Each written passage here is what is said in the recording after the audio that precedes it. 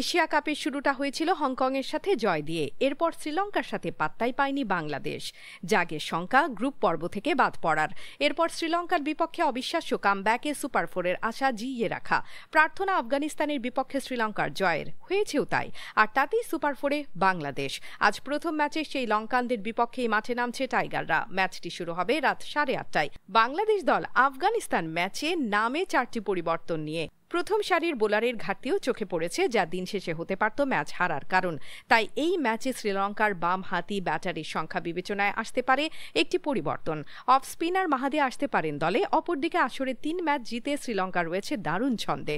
Team combination এবং প্রতিপক্ষ বিবেচনায় একটি পরিবর্তন আনতে পারেন আসালাঙ্কাও।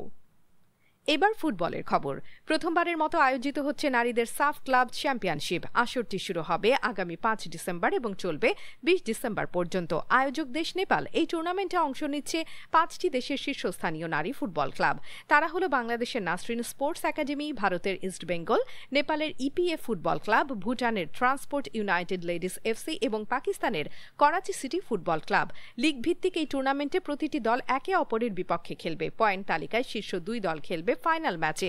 বাংলাদেশের পক্ষে খেলবে দেশের নারী ফুটবলের পরিচিত মুখ ঋতুপর্ণা চাকমা, মনিকা চাকমা এবং আফঈদা খন্দকাররা।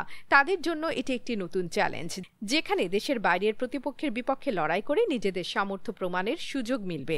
সাফ নারী ফুটবলের এই নতুন যাত্রা দক্ষিণ এশিয়ার নারী ফুটবলের বিকাশে বড় ভূমিকা রাখবে বলে মনে করছেন বিশ্লেষকরা।